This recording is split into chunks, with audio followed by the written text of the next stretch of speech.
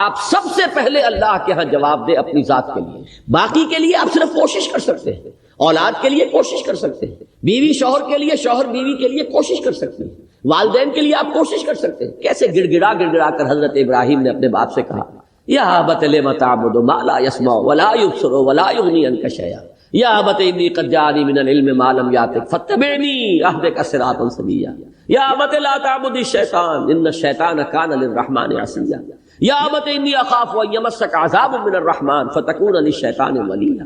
کیسی عاجزی کے ساتھ، کس طریقے سے ادب کو ملحوظ رکھتے ہوئے، کیسے گڑ گڑا لیکن نہیں ماننے لائق شخص. تو آپ دوسرے کے لیے کوشش کر سکتے ہیں صرف، جیسے کہ حضور سے خطاب کر کے فرمایا گیا انک لا تہدی من احببت ولکن اللہ یہدی من یشاء.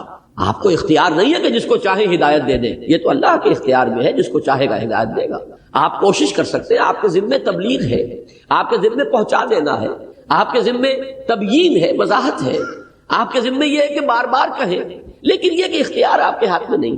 تو یہ بات جان لیجئے، اصل اختیار ہے اپنا. علیکم انفسکم لا یضرکم من ضل اذا اہتدیتم. تمہارے اوپر ذمہ داری جو ہے وہ اپنی ہے، اور تمہیں ہرگز نقصان نہیں پہنچائے گی کسی کی گمراہی جبکہ تم ہدایت پر ہو.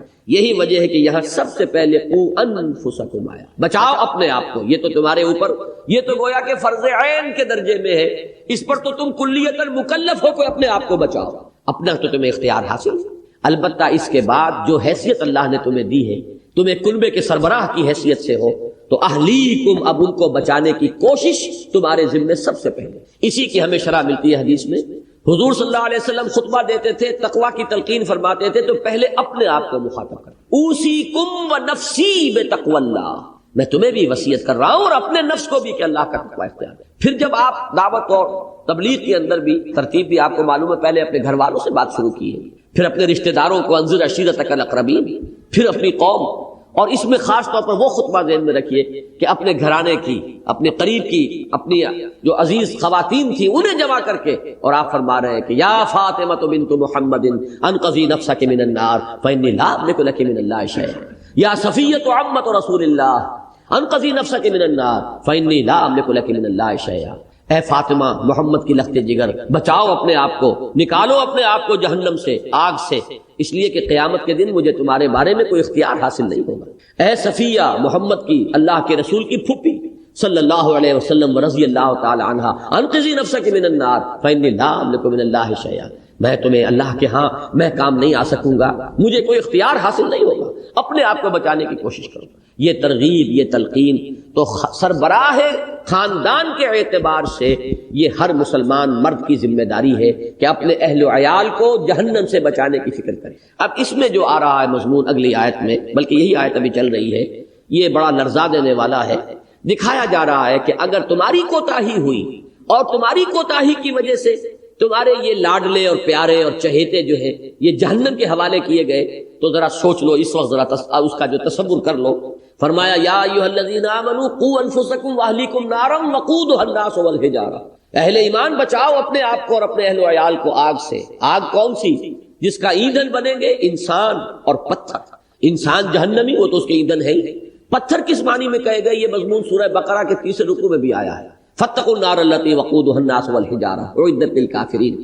اس کے دو مفہوم لیے گئے ہیں. ایک زیادہ قرین قیاس جو ہے وہ یہ کہ چونکہ وہ پوجتے تھے پتھروں کو، بت ان کے پتھروں کے بنے ہوتے تھے، تو انہیں بھی انہی کے ساتھ جھونک دیا جائے گا تاکہ ان کی حسرت میں اور اضافہ ہو. ہم ان کو ڈنڈوت کرتے تھے، ان کے سامنے نذرانے پیش کرتے تھے، انہیں ہم نے سمجھا تھا کہ ان میں کوئی الوہیت ہے، اختیار ہے، اور آج یہ ہمارے ساتھ اسی آگ کا ایندھن بن رہے. ایک بات حضرات نے اس کو محمول کیا ہے ظاہر پر کہ یہ در حقیقت آگ کی تیزی اور تندی اور شدت کے ظہور کے لیے ہے، کہ جیسے کہ ہمارا عام تجربہ ہے کہ ایک آگ وہ ہے جو لکڑیوں سے جلا کر آپ وہ آگ جو ہے فراہم کرتے ہیں لکڑیوں کے ذریعے، ایک آگ وہ ہے جو پتھر کے کوئلے کو دہکا کر جو آگ حاصل ہوتی ہے. تو ان دونوں میں جو فرق اور تفاوت ہے اس آگ کی شدت، اس کی تیزی اور تندی کا، تو اس حوالے سے کہا گیا ہے. بعض ہمارے تابعین حضرات نے گندھک کے پتھر مراد لیے ہیں کہ وہ بڑے بڑے پتھر گندھک کے ہوں گے کہ جن کے ذریعے سے آگ جو ہے انتہائی تیزی کے ساتھ بھڑکے گی اور اس کی شدت جو ہے وہ بہت بڑھ جائے گی.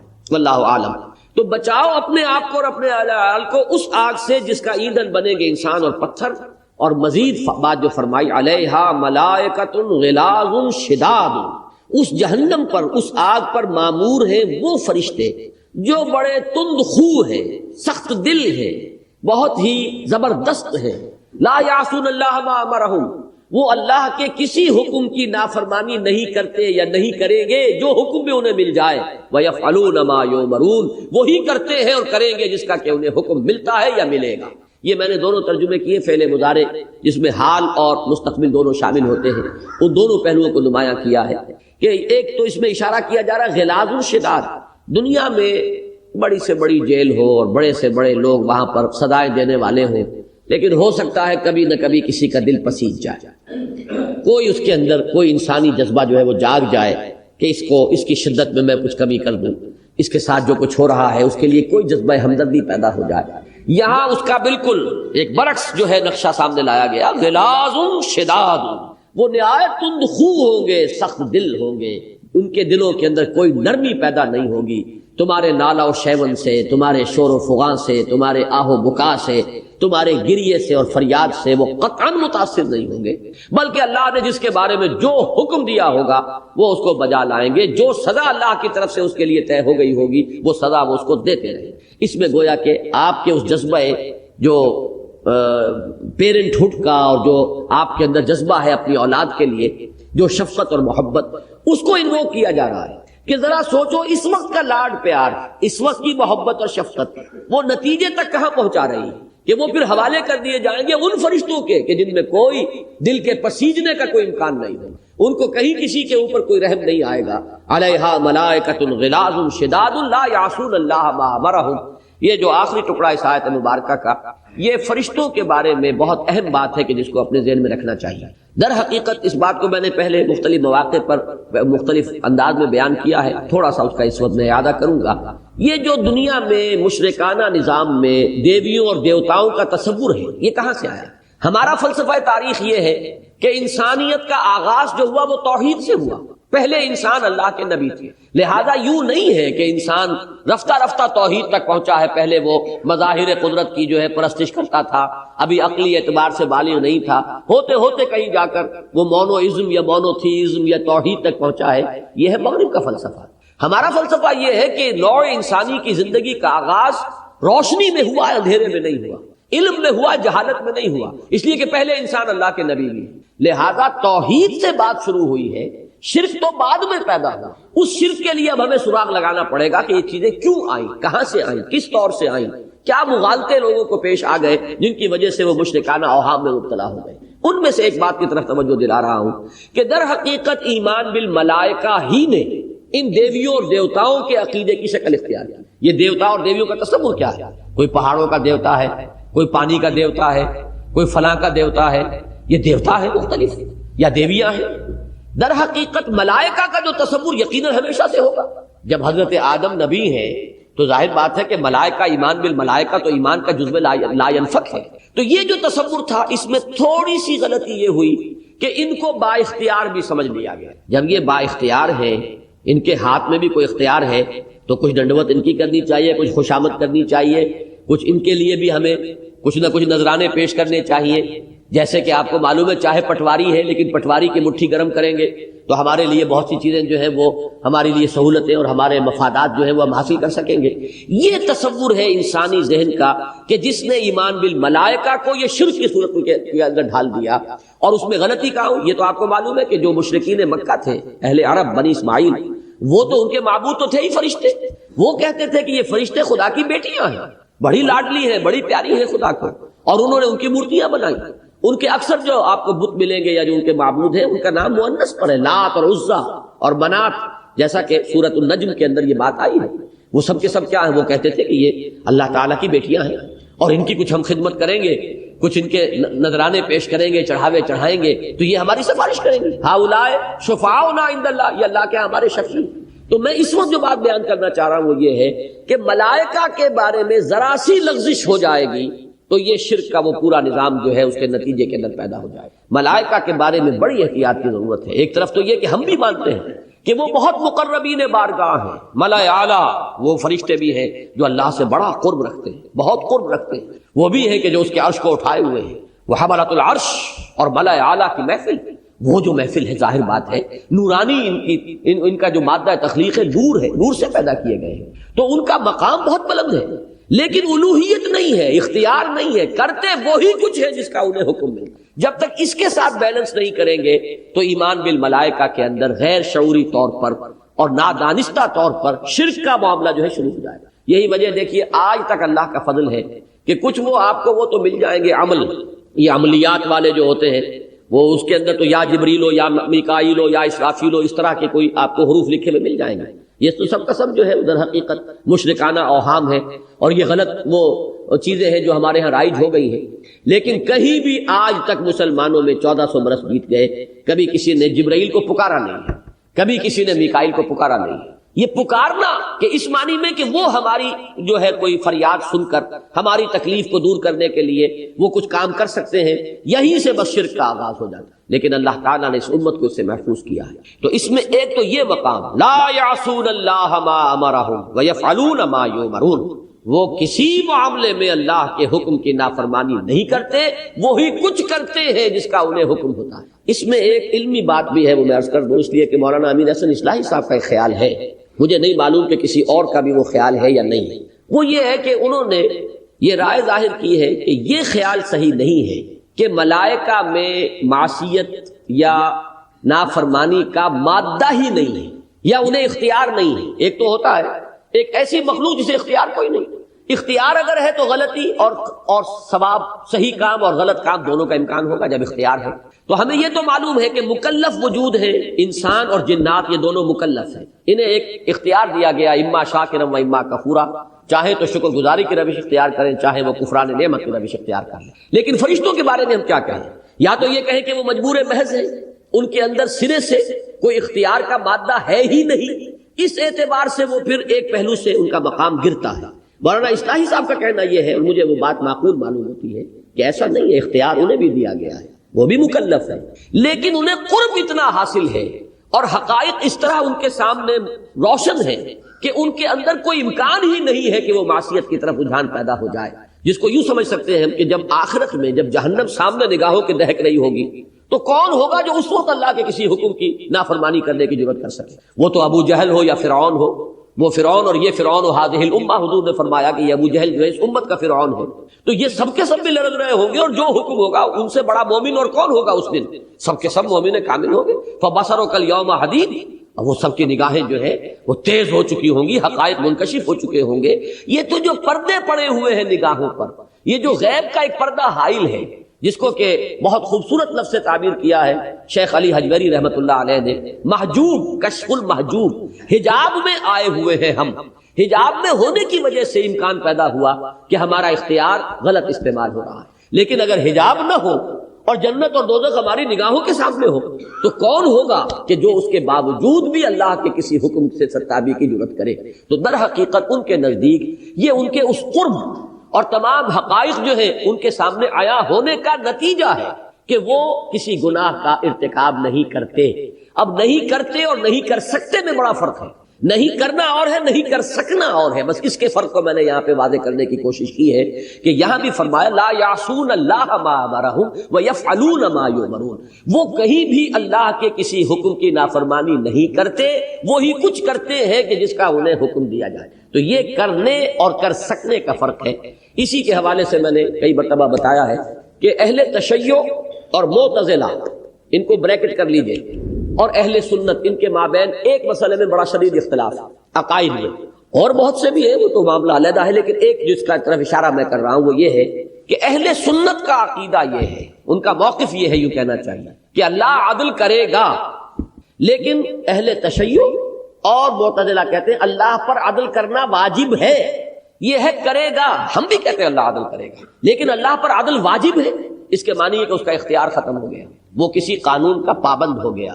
ہمارے نزدیک اللہ کی شان اس سے بہت بلند ہے کہ وہ پابند ہو، اسی لیے بار بار آتا ہے یغفر لمن یشاء ویعذب من یشاء، وہ جس کو چاہے گا عذاب دے گا، جس کو چاہے گا بخش دے گا۔ یہ اختیار مطلق آپ سلب نہیں کر سکتے، اس کا اختیار ہے، وہ چاہے تو جنت میں داخل کر دے ابو جہل کو، اس کا اختیار ہے، ہم کون ہیں اسے پوچھنے والے؟ اور وہ چاہے تو کسی بڑے سے بڑے نیکوکار انسان کو جہنم میں جھونک دے، ہم کوئی نہیں اس کے اوپر اعتراض کرنے والے، اس کا اختیار مطلق ہے۔ یفعل ما یشاء، اس اختیار مطلق کے اوپر کوئی لمیٹیشن کسی بھی اعتبار سے آپ لائیں گے تو در حقیقت وہ اللہ کے مقام سے منافی ہوگی، اس کی شان کے منافی ہوگی۔ البتہ ہم نہیں یہ کہتے کہ اللہ عدل کرے گا اور ہے، اور یہ کہ اس پر کرنا واجب ہے یہ اور ہے۔ اسی طریقے سے یہاں میں نے عرض کیا کہ ایک رائے یہ ہے کہ ایک تو یہ ہے کہ فرشتے نافرمانی نہیں کرتے، اور ایک یہ کہ کر نہیں سکتے۔ عام طور پر تصور یہ کہ کر نہیں سکتے۔ اب میں آپ کو قرآن مجید کے ایک دوسرے مقام کا حوالہ دے رہا ہوں جہاں سے اس دوسرے موقف کی تائید ہوتی ہے کہ کر نہیں سکتے۔ ان میں سے اب یہ ایک علمی مسئلہ ہوگا، غور کریں، مزید سوچ و بچار کریں، یہ کوئی ایسی بنیادی بات نہیں ہے، لیکن یہ کہ اہل علم کے لیے اس کے اندر سوچنے کا بہت سا سامان ہے۔ یہ ہے سورہ مریم کی آیت، جس کا پس منظر یہ ہے کہ چونکہ وہی وقفے سے آ رہی تھی، اور قرآن مجید میں کئی مقامات پر ہے کہ اے نبی آپ جلدی نہ کیجئے، غالباً سورہ طٰہٰ میں اگلی ہی صورت ہے، اس میں ہے وَلَا تَعْجَلْ بِالْقُرْآنِ مِنْ قَبْلِ أَنْ يُقْضَىٰ إِلَيْكَ وَحْيُهُ، اے نبی جلدی نہ کیجئے، اس سے پہلے کہ اللہ تعالیٰ کی حکمت میں جو وقت معین ہے قرآن کے نزول کا وہ پورا ہو۔ اللہ تدریجاً ہی نازل فرمانا چاہتا ہے، تھوڑا تھوڑا کر کے ہی اتارنا چاہتا ہے، وقفے سے اتارنا چاہتا ہے۔ اب حضور صلی اللہ علیہ وسلم کو اشتیاق رہتا تھا، بہت شدت سے انتظار رہتا تھا، تو کہیں حضرت جبرائیل سے شکوہ کیا حضور نے کہ تو میرا شوق دیکھ، میرا انتظار دیکھ، یہ تم دیر سے آتے ہو، ہم منتظر رہتے ہیں، تو ہم تو چاہتے ہیں کہ وہی جلدی جلدی آئے۔ اس کا جواب ہے سورہ مریم میں، اور بڑا پیارا جواب ہے، وَمَا نَتَنَزَّلُ إِلَّا بِأَمْرِ رَبِّكَ، ہم نہیں نازل ہوتے مگر آپ کے رب کے حکم سے، اپنے اختیار سے نہیں آتے، آپ کے رب کا حکم جب ہوتا ہے آتے، جب حکم ملتا ہے کہ یہ وہی پہنچاؤ ہم پہنچاتے ہیں۔ وَمَا نَتَنَزَّلُ إِلَّا بِأَمْرِ رَبِّكَ لَهُ مَا بَيْنَ أَيْدِينَا وَمَا خَلْفَنَا وَمَا بَيْنَ ذَلِكَ وَمَا كَانَ رَبُّكَ نَسِيًّا، یہ الفاظ ہیں جو آخری، پہلا جو ہے وَمَا نَتَنَزَّلُ إِلَّا بِأَمْرِ رَبِّكَ، وہ تو اسی آیت کے ساتھ جڑ جائیں گے کہ يَفْعَلُونَ مَا يُؤْمَرُونَ اور لَا يَعْصُونَ اللَّهَ مَا أَمَرَهُمْ۔ لیکن اب اگلا ٹکڑا جو ہے، جو کچھ ہمارے سامنے ہے اس کا اختیار بھی اللہ ہی کے ہاتھ میں ہے، جو کچھ ہمارے پیچھے ہے اس کا اختیار بھی اللہ کے ہاتھ میں ہے، اور جو کچھ ان دونوں کے مابین ہے اس کا اختیار بھی اللہ کے ہاتھ میں۔ عجیب ہے یہ انداز یہاں، ایک میرے سامنے ایک میرے پیچھے، دونوں کے مابین کون ہوں؟ وہ تو میں ہی ہوں نا۔ ہم کلیتاً اختیار باری تعالیٰ میں، یہ گویا کہ بجائے اس کے کہ اس کو اس انداز میں بیان فرماتے کہ جس سے کوئی قیل و قال کی بحث شروع ہو جاتی، لطیف انداز میں وہ حقیقت بیان کر دی کہ گویا کہ ملائکہ کا وجود کلیتاً اختیار خداوندی میں جکڑا ہوا، لہو ما بین ایدینا وما خلفنا وما بین ذالک وما کان ربک نسیا، اسی کا اختیار ہے مطلق، اس کا بھی جو ہمارے سامنے ہے، اس کا بھی جو ہمارے پیچھے ہے، اور اس کا بھی جو ان کے مابین ہے، اس کا اختیار مطلقاً اسی کے ہاتھ میں ہے۔ تم ان دونوں چیزوں کو سامنے رکھیے۔ اب اللہ عالم، یہ بات جو ہے ایسی نہیں ہے کہ یقیناً کسی ایک نتیجے تک پہنچنے کی ہم کوشش کریں۔ ایک نتیجہ تو بہرحال ہے کہ وہ جو کچھ کرتے ہیں اللہ کے حکم سے کرتے ہیں اور اللہ کی نافرمانی نہیں کرتے۔ کر سکتے ہیں یا نہیں یہ ایک علیحدہ بحث ہے جس میں ایک رائے ہے، وہ میں نے آپ کے سامنے رکھ دی۔ اب آگے چلیے، یا ایھا الذین کفروا لا تعتذروا اليوم، اے وہ لوگوں جنہوں نے کفر کیا، یہ اسی وقت کی تصویر دکھائی جا رہی ہے جبکہ عذاب خداوندی کے اندر جھونکا جائے گا۔ ظاہر بات ہے نالا و فریاد و شیون یہ تو ہوگا، اس وقت چیخ پکار رونا دھونا تو ہوگا، اس وقت لوگ گڑ گڑائیں گے، بہانے تراشیں گے، تو فرمایا کہ اس وقت ان سے کہہ دیا جائے گا یا ایھا الذین کفروا لا تعتذروا اليوم، اے وہ لوگوں جنہوں نے کفر کی روش اختیار کی تھی، اب آج کوئی بہانے مت بناؤ، اب کوئی عذر کا موقع نہیں ہے، اب تمہارا یہ سارا نالا و شیون، یہ تمہاری ساری فریاد یہ بیکار ہے۔ اگلا ٹکڑا بہت اہم ہے، انما تجزون ما کنتم تعملون، تمہیں وہی کچھ بدلے میں دیا جا رہا ہے جو تم کرتے تھے، یعنی ہم نے تم پر کوئی ظلم نہیں کیا، تمہارے اپنے کرتوت ہیں جو تمہارے سامنے آئے ہیں، تمہارے اپنے اعمال ہیں۔ وما انا بظلام للعبید، میں اپنے بندوں کے لیے ظالم نہیں ہوں، ظلم کرنے والا نہیں ہوں، بلکہ میں اس سے آگے بڑھ کے کہا کرتا ہوں معاذ اللہ ثم معاذ اللہ، اللہ تعالیٰ سیڈسٹ نہیں ہے۔ سیڈسٹ اس کو کہتے ہیں ایک ایسی مست شدہ شخصیت یہ ہوتی ہے انسانی کہ دوسروں کو دکھ دے کر اسے لذت حاصل ہو، دوسروں کو تکلیف پہنچا کر اسے کچھ ایک خوشی اور مسرت کا احساس ہو، تو یہ لوگ بھی ہوتے ہیں پرورٹڈ مزاج کے، مست شدہ شخصیتیں جن کی، تو معاذ اللہ ثم معاذ اللہ، اللہ تعالیٰ کو کسی کو عذاب دے کر کوئی خوشی نہیں ہوگی۔ ما یفعل اللہ بعذابکم، اللہ تمہیں عذاب دے کر کیا لے گا، ان شکرتم، اگر تم شکر کی روش اختیار کرو۔ لیکن یہ کہ جو اعمال تم نے کیے ہیں اس میں ذرا ایک پہلو کو سامنے رکھیے کہ در حقیقت جو بھی عمل انسان کر رہا ہے اس کے کچھ پرنٹس ہیں، امپرنٹس ہیں کہ جو اس کی شخصیت کے اندر قائم ہو رہے ہیں، یہ خود کھود رہا ہے اپنی شخصیت کے اوپر وہ اپنے لیے عذاب یا اللہ تعالیٰ کی طرف سے جزا اور جو نعمتیں ہیں یہ خود اپنے عمل کے ذریعے سے اپنے وجود کے اندر جیسے کندا کر دی جاتی ہے کوئی چیز، ویسے ہم کر رہے ہیں. یہ ہمارے اپنے کرتوت ہوں گے. اگر بری چیز ہے، مثلا آج ہم نے کوئی حرام چیز کھائی، بڑی لذیذ تھی، بہت لطف لیا، حقیقت میں یوں سمجھیے کہ یہ ایک شوگر کوٹڈ پل تھی، اس کے اندر تلخی ہے. تم نے جو کچھ اپنے پیٹ میں ڈالا ہے وہ تلخ ہے، صرف یہ کہ یہاں اس کی تلخی ظاہر نہیں ہوئی، وہاں اس کی تلخی نمایاں ہوئی. جیسے کہ قرآن مجید میں فرمایا گیا جو لوگ یتیموں کا مال ہڑپ کرتے ہیں وہ نہیں ڈالتے اپنے پیٹ میں مگر آگ کے انگارے. یہ انگارہ ہونا ان کا اس وقت نمایاں نہیں ہو رہا ہے. انگارے جو تم نے جھونکے اپنے وجود کے اندر، لیکن اس وقت وہ انسولیٹڈ ہے، کہیں اس کے اوپر کوئی کوٹنگ ہے کہ ان کی وہ جو اس کی حرارت اور تمازت ہے وہ ظاہر نہیں ہو رہی. لیکن قیامت کے دن وہی ہے کہ جو کھل کر سامنے آ جائے گا، یہ تم نے اپنے اندر جھونکا ہوا ہے. اس میں ایک نقطہ اور بھی ہے ذرا باریک. قرآن مجید میں دو اسلوب اختیار کیے گئے اس جزا کے. یا تو بے ما کے ساتھ آتا ہے، جیسے سورہ طٰہٰ میں فرمایا لِتُجْزَىٰ كُلُّ نَفْسٍ بِمَا تَسْعَىٰ، یہ بے ما ہے، ماں کے ساتھ با کا اضافہ ہوا. اسی طریقے سے الْيَوْمَ تُجْزَىٰ كُلُّ نَفْسٍ بِمَا كَسَبَتْ، یہ سورہ غافر میں ہے. وَلِتُجْزَىٰ كُلُّ نَفْسٍ بِمَا كَسَبَتْ، یہ سورہ جاسیہ میں ہے. هَلْ تُجْزَوْنَ إِلَّا بِمَا كُنتُمْ تَكْسِبُونَ، سورہ یونس میں ہے. بما یعنی بسبب اس کے جو تم کرتے رہے ہو آج تمہیں یہ سزا دی جا رہی ہے. بسبب تمہارے کرتوتوں کے آج تمہارے ساتھ یہ سلوک ہو رہا ہے. یہ با لگانے سے گویا کہ عذاب کا سبب ہونا ہوا. وہ اعمال جو تم نے دنیا میں کیے ہیں وہ موجب بنے ہیں، سبب بنے ہیں اس عذاب کے. لیکن اس سے زیادہ بلاغت اور اس سے زیادہ اس کے اندر مضمون جو ہے مزید نکھر کر سامنے آتا ہے، جہاں بے بھی جو ہے اس میں سے علیحدہ کر دیا گیا. بلکہ هل تجزون الا ما کنتم تعملون، یہ سورۃ النمل میں ہے. وما تجزون الا ما کنتم تعملون، یہ سورہ صافات میں ہے. اور وہی اسلوب یہاں ہے لا تعتذروا اليوم انما تجزون ما کنتم تعملون، تمہیں بدلے میں وہی مل رہا ہے جو عمل تم نے کیا. یعنی بے ما نہیں، بس سبب اس کے نہیں، بلکہ در حقیقت یہی تمہارے کرتوت ہیں بالفعل جو آج تمہارے سامنے آ گئے. صرف شکل بدلی ہے. اس وقت جو ہے ان کے یہ تاثیرات تمہارے سامنے نہیں تھی، آج ان کی جو ان کے اندر انہیرنٹ ان کی تاثیرات تھی وہ صرف ظاہر ہو گئی. یا ایھا الذین کفروا لا تعتذروا اليوم انما تجزون ما کنتم تعملون یا ایھا الذین آمنوا توبوا الی اللہ توبۃ نصوحا، اہل ایمان رجوع کرو اللہ کی جناب میں، لوٹو پلٹو توبہ کرو، اور وہ توبہ بھی نہایت خالص توبہ. یہ توبہ حضرت علی رضی اللہ تعالیٰ عنہ نے ایک مرتبہ دیکھا ایک شخص کو وہ گردان کر رہا ہے توبہ کی تیزی سے، فرمایا یہ تو توبۃ المکذبین ہے، جھٹلانے والوں کی توبہ ہے. یہ وہ گھبرایا. تو پھر آپ نے فرمایا توبہ وہ ہوتی ہے جس کے ساتھ وہ ساری کیفیات ہو، شدید ترین پشیمانی ہو کہ میں کیا کر بیٹھا، پھر یہ کہ آئندہ کے لیے عزم مصمم ہو کہ ہرگز دوبارہ یہ کام میں نہیں کروں گا، اور نہایت گڑ گڑا کر اللہ سے اس کی دعا جو ہے اس کی معافی طلب کی جائے. یہ قلب کی گہرائیوں سے جب تک یہ توبہ نہیں نکلے گی یہ توبہ نہیں ہے. تو توبۃ النصوح، یہ نصح کا لفظ جو آتا ہے عربی زبان میں یہ ہے کسی شے کے خالص ہونے، کوئی اس میں ملاوٹ نہ ہو. توبۃ النصوح، یہ توبۃ النصوحہ، خالص توبہ کرو، دل کے ایک گہرائیوں سے توبہ کرو اور صمیم قلب سے توبہ کرو، عزم مصمم کے ساتھ توبہ کرو کہ پروردگار جو خطا ہو گئی ہے بخش دے، آئندہ تیرے کسی حکم کے خلاف کوئی حرکت نہیں کروں گا.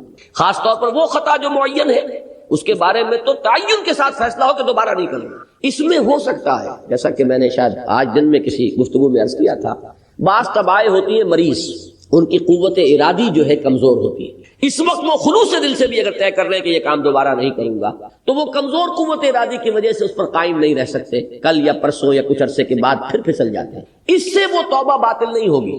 اس بات کو سمجھیے، یہ نہ سمجھیے کہ میں انکریج کر رہا ہوں، لیکن مسئلے کو سمجھ لیجیے. جس وقت انسان توبہ کر رہا ہے اس وقت عزم مصمم کا ہونا ضروری ہے. اب یہ اللہ جانتا ہے ہمارے دل کے اندر کے حالات کو، ہماری کیفیات کو. اگر اس وقت عزم مصمم ہے تو توبہ صحیح ہو جائے گی. پھر اگر خطا ہو گئی پھر توبہ کرو، پھر خطا ہو گئی ہو پھر توبہ کرو. بازا ہر چہ ہستی بازا، گر کافر و گبر و بت پرستی بازا، این درگاہ ماں درگاہ نومیدی نیس، 100 بار اگر توبہ شکستی باز آ. اگر 100 مرتبہ بھی توبہ ٹوٹ گئی ہے کوئی پرواہ نہیں، جب تک یہ زندگی کا تسلسل چل رہا ہے. معلوم یغرغر، جب تک کہ وہ گھنگرو نہیں بولا ہے آ کر حلق میں اور نزع اور جان کندنی کا عالم شروع نہیں ہو گیا ہے، اس وقت تک توبہ کا دروازہ کھلا ہوا. لیکن جس وقت توبہ کر رہا ہے آدمی، اب یہ آدمی اپنے آپ کو دھوکہ دے لے گا تو دوسری بات ہے، لیکن اللہ جانتا ہے اس وقت اگر عزم مصمم ہے تو توبہ درست ہو جائے. تو جو بھی معاملات ہیں اللہ اور بندے کے مابین، اس میں 3 شرائط ہیں کہ جو علماء نے معین کی ہیں. ایک حقیقی پشیمانی، وہ پشیمانی جس کے لیے اقبال کا وہ شعر بہت مشہور ہے جو انہوں نے نوجوانی میں کہا تھا، اور داغ دہلوی اس مجلس میں موجود تھے جہاں علامہ نے یہ شعر پڑھا ہے، تو انہوں نے بڑی داد دی تھی کہ میاں اس عمر میں اور یہ شعر یعنی چشم بد دور، وہ یہ داد کا بڑا ایک یعنی بلیغ انداز ہے۔ اور وہ شعر کیا تھا؟ موتی سمجھ کے شان کریمی نے چن لیے قطرے جو تھے میرے عرق انفعال کے، شرمندگی کے احساس سے پیشانی کے اوپر اگر پسینہ آ گیا ہے، شرمندگی ہے اللہ میں یہ کیا کر بیٹھا، اللہ مجھ سے کیا ہو گیا، تو یہ شرمندگی سے اگر عرق آلود ہو گئی ہے پیشانی، تو اللہ کو یہ اتنی محبوب ہے کہ موتی سمجھ کے شان کریمی نے چن لیے قطرے جو تھے میرے عرق انفعال کے۔ حدیث میں یہ مضمون آیا ہے، اللہ کو کتنی خوشی ہوتی ہے اپنے بندے کے توبہ سے۔ بائبل کی ایک سٹوری جو ہے دی پروڈیگل سن، وہ آپ کو یاد ہوگی کہ ایک شخص کے کئی بیٹے تھے، اکثر جو تھے سارے بڑے فرما بردار، بڑے عمدار، سعادت مند کام کرنے والے، ایک تھا نٹکھٹ قسم کا شریر، وہ اپنی دولت بھی بٹوا کے لے گیا، اور پھر وہ بہت سال کے بعد آیا ہے تو سخت یعنی فقیری کے اور کلاشی کے عالم میں باپ نے واقعی سب سے توجہ ہٹا کر اپنی ساری محبت کا برکت پھر اس بچے کو بنا لیا اپنے بیٹے کو۔ تو وہ سعادت مند بیٹے تھے، انہوں نے کہا کہ یہ کیا کیا آپ نے، یہ ایسا اور یہ ایسا اور یہ ایسا اس نے یہ کیا، اور آج آپ پھر اس کے لیے وہی آپ کی محبت جو ہے وہ یہاں پھر اس کے جو ہے شامل حال ہو گئی ہے۔ تو انہوں نے کہا کہ تم دیکھتے نہیں کہ اگر کوئی چرواہا ہو اور اس کی اگر 100 بھیڑیں اور بکریاں ہیں، تو اگر کوئی بھیڑیا کسی ایک بکری کو اٹھا کر لے جائے تو وہ 99 کو چھوڑ کر اس کے پیچھے بھاگتا ہے اس کو بچانے کے لیے۔ جو میرے ہیں وہ تو ہے ہی ہے، جو مجھ سے دور چلا گیا تھا وہ اگر لوٹ کر آیا ہے تو در حقیقت یہ ہے میری توجہ کا اور میری محبت کا سب سے زیادہ مستحق ہے۔ یہی معاملہ اللہ کا، یہ در حقیقت ایک پیرابل ہے، ایک کہانی ہے جس میں اللہ کی وہ شفقت جو ہے اپنے گناہ گار بندوں کے جو شامل حال ہوتی ہے جب وہ توبہ کرتے ہیں، جس کے لیے حدیث میں آخری بات بیان کر دی گئی کہ تصور دیا گیا ہے کہ ایک لق و دق سے راہ میں ایک شخص سفر کر رہا تھا، ایک ہی اونٹنی سواری کی، اسی پر اس کا راشن بھی تھا، پانی بھی تھا۔ تھوڑی دیر کے لیے وہ ایک درخت کے سائے میں بیٹھا سستانے کے لیے، دھوپ کی تمازت سے بچنے کے لیے، تو ذرا بیٹھا بیٹھا اونگ گیا۔ اب جو آنکھ کھلی تو دیکھا کہ اونٹنی غائب ہے، اس کا سفر کا ذریعہ وہی، پانی اسی پر، راشن اسی پر، گویا کہ کل زندگی کا ذریعہ جو ہے وہ اونٹنی تھی اس کی۔ لق و دق سے راہ ہے، کہاں جائے، کہیں پانی نہیں، کچھ کھانے کے لیے نہیں، دیوانہ وار دوڑتا ہے دائیں بائیں ادھر ادھر اونٹنی کو ڈھونڈنے کے لیے، کہیں سراغ نہیں ملتا۔ تو وہ اب موت کے انتظار میں درخت کے نیچے آ کے بیٹھا تھا، مایوسی کی انتہا، موت کا انتظار، کہ اچانک دیکھتا ہے کہ اونٹنی تو کھڑی ہوئی ہے۔ تو اب اس پر شادی مرگ کی کیفیت طاری ہوتی ہے۔ وہ کہنا تو یہ چاہتا تھا اللہ میں تیرا بندہ ہوں تو میرا رب ہے، کہہ یہ جاتا ہے کہ اللہ تو میرا بندہ میں تیرا رب۔ زبان لڑکھڑا گئی ہے اس خوشی کی شدت کی وجہ سے۔ تو حضور فرماتے ہیں کہ اللہ کو اپنے کسی گناہگار بندے کی توبہ سے اس سے بھی کہیں زیادہ خوشی ہوگی۔ تو اس کو ذہن میں رکھیے، توبہ کا بڑا اونچا مقام ہے ہمارے ہاں، شرائط بھی سخت ہیں۔ 3 شرطیں وہ، ایک عزم مصمم، ایک پشیمانی، حقیقی پشیمانی، نمبر 2 عزم مصمم کہ اب دوبارہ نہیں کروں گا، نمبر 3 ایک مرتبہ ضرور اس کام کو چھوڑ دینا۔ یہ گویا کہ اس کے عزم مصمم کا فوری ثبوت ملنا چاہیے۔ کچھ دنوں کے بعد پھر کہیں جذبات کا رحلہ آئے، کوئی اور خطا ہو جائے، بات دوسری ہوگی۔ اور جو حقوق العباد کا معاملہ، اس میں 4تھی شرط اور ہے، اس لیے کہ حقوق العباد کی کوتاہی جو ہے اللہ تعالیٰ معاف نہیں فرمائے گا۔ وہ تو وہی بندہ ہے جس کی آپ نے حق تلفی کی ہے، کسی کی غیبت کی ہے، کسی کی چغلی کھائی ہے، کسی پر تہمت لگائی ہے، کسی کا مال ہڑپ کیا ہے، کسی کو دھوکہ دیا ہے، کسی کی عزت پر حملہ کیا ہے، تو وہ تو وہی معاف کرے گا۔ یا یہ کہ آپ کی جو نیک اعمال ہیں وہ اس کو دے دیے جائیں گے قیامت کے دن، اور اگر آپ کے اعمال ختم ہو جائیں گے تو اس کے گناہ جو ہے وہ آپ کے کھاتے میں ڈال دیے جائیں گے۔ بہرحال جو 4تھی شرط ہے حقوق العباد کے معاملے میں کوتاہی میں توبہ کی، وہ یہ ہے کہ آپ یا معافی طلب کریں یا تلافی کریں اس شخص کی جس کے حقوق کو آپ نے طلب کیا۔ یا ایھا الذین آمنوا توبوا الی اللہ توبۃ نصوحا عسى ربکم ان یکفر عنکم سیئاتکم، ان قریب ہے کہ تمہارا رب تم سے تمہاری برائیوں کو جھاڑ دے۔ یہ مضمون بار بار آ چکا ہے، سورہ تغابن میں بھی آ چکا ہے، بار بار آیا ہے۔ یہ تکفیر سیئات کے دونوں مفہوم ہیں، ایک تو یہ کہ تمہارے دامن کردار کے داغ دبے دھو دے گا۔ ایک کام ہے، آج آپ کو محسوس ہوتا ہے کہ یہ برائی میرے اندر ایسی راسخ ہے کہ میں چھوڑ نہیں سکوں گا، لیکن خلوص نیت کے ساتھ آپ توبہ کیجئے، اللہ تعالیٰ ہو سکتا ہے کہ آپ کو توفیق دے دے اور آپ اپنی اس برائی کو واقعتاً ترک کر دیں۔ یہ اللہ کی طرف سے توفیق ہو جائے گا۔ عسیٰ ربکم ان یکفر عنکم سیئاتکم، تم سے تمہاری برائیوں کو دور کر دے اور جھاڑ دے۔ اور دوسرا مفہوم اس کا یہ ہے تمہارے نامہ اعمال میں جو سیاہ داغ ہیں، اب تک کی کمائیاں جو تم نے کی ہوئی ہیں، اللہ ان کو دھو ڈالے گا۔ اس کے لیے تو سورہ فرقان میں تو یہاں تک فرمایا کہ اولئک یبدل اللہ سیئاتہم حسنات، ان کی برائیوں کو بدل دے گا نیکیوں سے۔ جو بھی کردار کے اندر برائیاں ہیں ختم ہوگی اور نیکیاں آ جائیں گی. نام اعمال میں سے بھی غلط کام جو ہے ان کو دھو کر ان کی جگہ نیکیوں کا اندراج کر دیا جائے گا. سب سے پہلے یہ نوٹ کیجئے کہ نفس کا لفظ قرآن مجید میں 3 معنی میں آیا ہے. ایک اس کے معنی ہے کوئی شخصیت، مکمل شخصیت، کسی کی ذات پوری کی پوری ذات. اب شخصیت انسان کی بھی ہے اور ایک شخصیت، ایک ذات اللہ تعالیٰ کی. لہذا یہ لفظ اگرچہ انسانی شخصیت کے لیے تو قرآن مجید میں بے شمار مرتبہ آیا ہے، لیکن میں صرف یہ نوٹ کرا لینا چاہتا ہوں کہ اللہ کے لیے بھی لفظ نفس آیا ہے. حالانکہ ایک اعتبار سے یہ لفظ جو ہے گھٹیا معنی میں استعمال ہوتا ہے، یعنی نفس امارہ، لیکن یہ ہے کہ اللہ تعالیٰ کی ذات کے لیے بھی یہ لفظ قرآن مجید میں 4 مقامات پر، کیونکہ اس سے مراد ہے ذات باری تعالیٰ، ایک پوری شخصیت، جس کو اقبال نے اپنے لیکچرز میں کہا ہے دی انفائنائٹ ایگو، وہ جو ایک خودی ہے. انائے کبیر وہ ایک ذات ہے، وہ ایک شخصیت ہے. وہ صرف کوئی وجود مطلق نہیں ہے، وہ صرف کوئی روح کائنات نہیں ہے، وہ صرف کوئی بے جان مادہ نہیں ہے، بلکہ ایک شخصیت ہے، ایک ذات ہے، مکمل شخصیت، مکمل ذات. انائے کبیر وہ جو انفائنائٹ ایگو. چنانچہ یہ نوٹ کر لیجئے سورہ آل عمران کی آیات نمبر 28 اور نمبر 30 میں 2 مرتبہ یہ الفاظ آئے وَيُحَذِّرُكُمُ اللَّهُ نَفْسَهُ. اللہ ڈراتا ہے تمہیں اپنی ذات سے، یعنی اللہ کی ذات سے. اللہ تعالیٰ تمہیں ڈرا رہا ہے کہ اس سے ڈرو، مجھ سے ڈرو.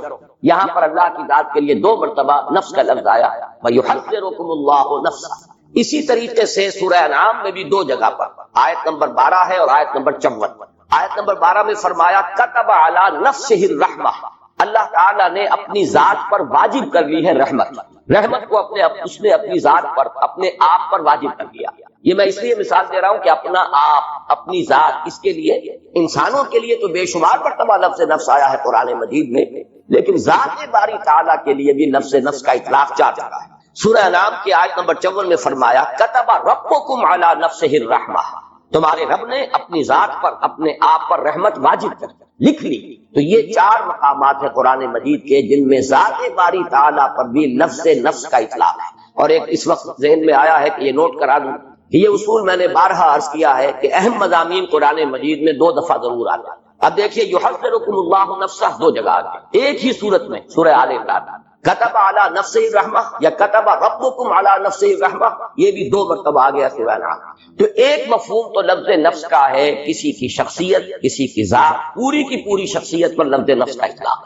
دوسرے معنی میں انسان کی شخصیت کے حیوانی پہلو پر اس لفظ کا اطلاق ہوتا ہے. اب اس کے پیچھے وہ پورا فلسفہ جو میں بارہا بیان کر چکا ہوں، یہ قرآن مجید سے جو رہنمائی ملتی ہے وہ یہ ہے کہ انسانی شخصیت کمپوزٹ ہے، مرکب وجود ہے انسان کا. ایک اس کا حیوانی وجود ہے، وہ خاکی الاصل ہے، زمین سے، مٹی سے، کرسٹ آف دی ارتھ سے جو ہے یہ وجود میں آیا ہے، کلے سے. اور ایک اس کا روحانی وجود ہے، وہ عالم امر سے متعلق ہے، اس کا ایک خصوصی ربط اور تعلق ہے ذات باری تعالیٰ کے ساتھ. وَنَفَخْتُ فِيهِ مِن رُوحِي، یہ دونوں بڑے متضاد ہیں اپنے تقاضوں کے اعتبار سے اور اپنے اوریجن کے اعتبار سے. ایک کا منبع زمین ہے، ایک کا جو بھی جہاں سے اس کا تعلق ہے وہ عالم علوی ہے، وہ بلند عالم. اس میں یوں سمجھ لیجئے کہ انسانی شخصیت کا جو حیوانی پہلو ہے اس کے لیے لفظ نفس آتا ہے. یہی وجہ ہے کہ اس حیوانی پہلو کا اگر خلاصہ اور لب لباب آپ کہیں گے تو وہ ہے جان، حیات، جو حیوانات میں بھی ہے. کتے میں بھی جان ہے، بلی میں بھی جان ہے، گھوڑے میں بھی جان ہے، گدھے میں بھی جان ہے، گھاس کے تنکے میں بھی جان ہے. یہ تمام جو ہے چاہے وہ نباتاتی حیات ہو اور چاہے وہ حیواناتی حیات ہو، زمینی حیات جو ہے اس میں زندگی جو ہے قدر مشترک ہے. انسان کا بھی جو حیوانی وجود ہے وہ صرف جسم نہیں ہے، حیات، یہ زندگی جو ہے یہ ہے در حقیقت جو حیوان انسان. تو اس کا چونکہ لب لباب جو ہے اس حیوانی وجود کا وہ ہے جان، لائف، حیات.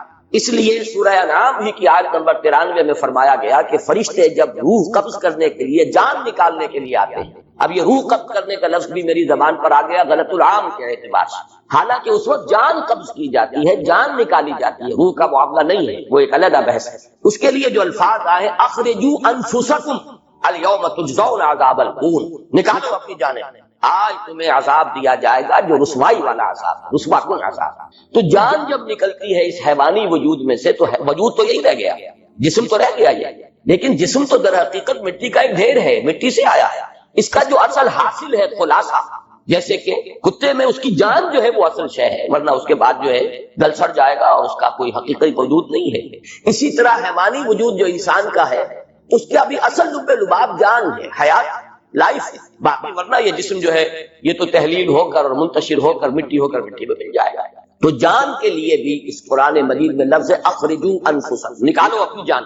اور یہی دوسرا پہلو ہے کہ جس کے لیے سورہ یوسف کی آیت نمبر 53 میں اور جو 13ویں پارے کی پہلی آیت ہے اس میں لفظ آیا ہے ان النفس لامارۃ بالسوء، کیونکہ یہ حیوانی وجود ہے انسان کا.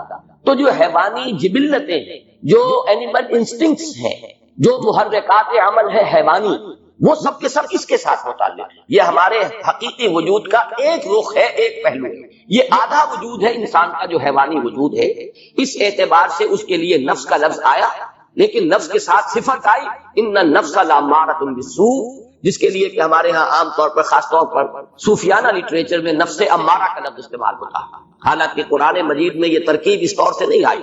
النفس الامارہ یہ لفظ نہیں آیا.